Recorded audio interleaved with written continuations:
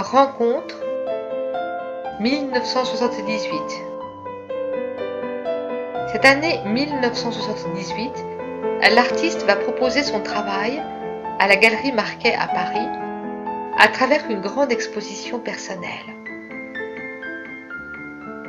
Celle-ci fera l'objet d'une très belle critique de l'historien de l'art Michael Pepiat, qui propose une lecture éclairante du travail du peintre.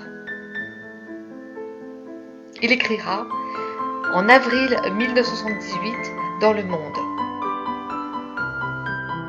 Grattalou, qui vient juste de terminer une exposition à la Galerie Marquet et qui en prépare une autre cet été à la Maison de la Culture à la Seine-sur-Mer près de Toulon, est un artiste linéaire avec des préoccupations très différentes.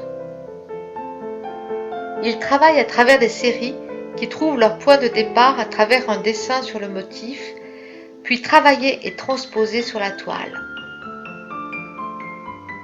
Tous les traits sur cette première toile sont alors incisés afin que le dessin original puisse être reproduit dans différentes couleurs et avec de nombreuses variations sur d'autres toiles en frottant la matrice avec du pastel. Les variations sont longuement réfléchies, aussi bien conceptuellement que visuellement. On trouve par exemple certains paysages qui peuvent être regardés à travers différentes saisons et ou à différents moments de la journée, qui ainsi représentent en quelque sorte la version négative de l'un ou l'autre. Au moyen de ce processus de transformation, Grattalou essaye de transmettre sa croyance dans l'universalité de chaque aspect de nature.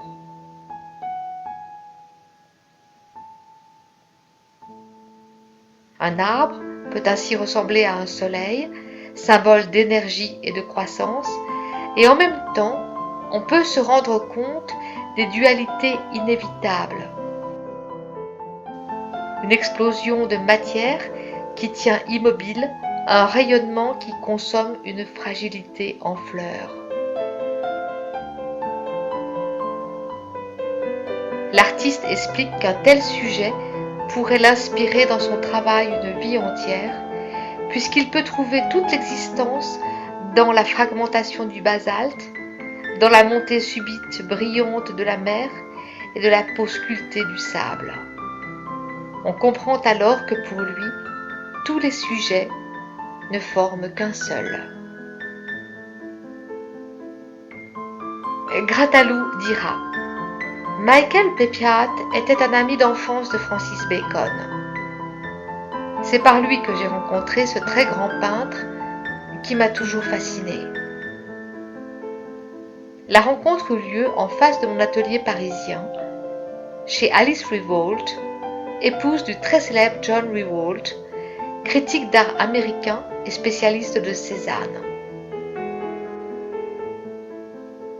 Ce jour-là, Michel Leiris accompagnait Francis Bacon.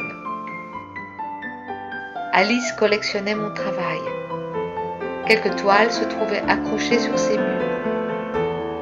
Francis Bacon les a longuement regardées et m'a dit qu'il appréciait mon travail.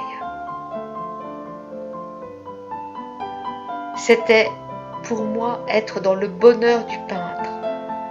Je m'en souviendrai toujours.